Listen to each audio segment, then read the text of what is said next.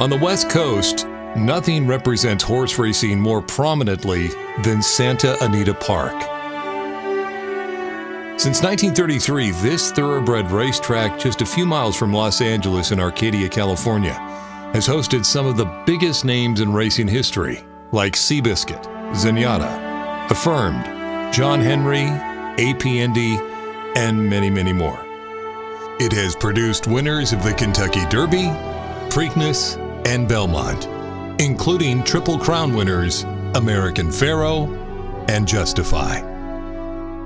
For lovers of this great sport, Santa Anita sits like a shiny beacon on the hill, calling out to those with the dream of putting it all on the line in their quest to join the annals of racing greatness. No one represents that dream better than Doug O'Neill. He has won the Kentucky Derby twice, with I'll Have Another in 2012 and Nyquist in 2016. In this episode of Backtracks, we visit the great race place for a chat with Doug O'Neill and what it's like being at the top of the game. So tell me a little bit about how it all began for you. This was kind of it, wasn't it? It was. You know, when I was 10 years old, my parents, we moved from Michigan to California, and the first weekend we were here, we didn't go to Disneyland or Magic Mountain or any of those things. We came here to Santa Anita. Wow. And I fell in love with it, and it was prior to all the advanced deposit wagering, so you know there was like 40,000 people here, and got to see all these athletic jockeys and their different owner silks and all these amazing horses, and fell in love with it, and that definitely planted a seed that really grew as time went on. How did you end up from that point and then deciding that this was going to be your career? And you know, I was always a very average student. That's being nice, actually. Yeah. I was probably below average, really. But I had a basketball coach and a mentor, and we're still dear friends to this day, named Mike Amadei. And Mike had gone to school with Jude Feld, who was a trainer here.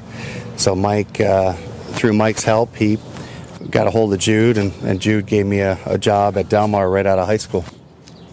You've been doing it ever since? Been doing it ever since, and never looked back. And and I feel so grateful and blessed to be doing something that I absolutely love to do. And I got a lot of team members, a lot of men and women that have also chosen to work with horses for a living, and just very blessed.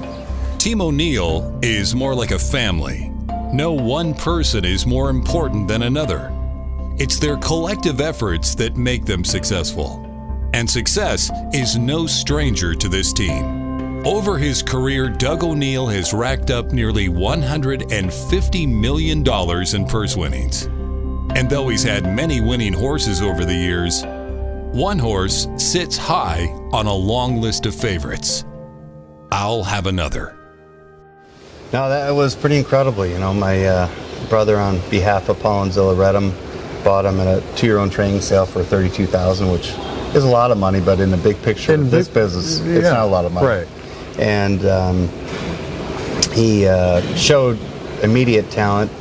He won his first time out, and then he battled some shins, and we gave him time, got the shins well, and I was telling Paul how well he was training, and boom, here we are running into Bob Lewis off a long layoff with a new jockey, kid, Mario Gutierrez, who had just come into town not too long before that. And he won there, and then the rest was just kind of an incredible ride.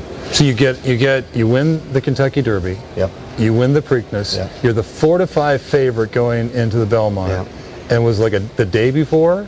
Pretty much, yeah. The day before, he had a little swelling, little heat, very subtle, but in his tendon and superficial tendon, and that's the one thing you learn early on in this sport. You got to take care of you got to do right by your horse. It was disappointing, no doubt about it, but we quickly fell into celebrating the whole journey that I'll Have Another took us on, and it wasn't at all life-threatening. You know, it was just one of those he was going to need a few months off to let that cool down and, Yeah. and be 100%. And obviously the Triple Crown is set. At that point, what more is there to prove, except for maybe the Breeders' Cup? But on the It other would have been hand, pushing it to even get him back to the races Yeah. at that level by later on that year. So in reality, with tendon issues, just because it's like taking a rubber band and stretching it, it Yeah. takes a while to get that normal elasticity. he ended up going to Japan for Yes. quite a while. Yep. And then, now he's back here.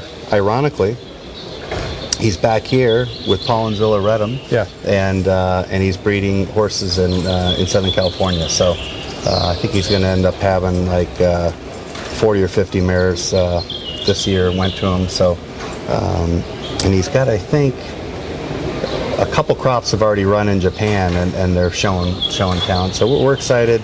And whatever happens as far as this stallion career goes, we're just so proud to have him back. And yeah, he definitely gave us quite a ride.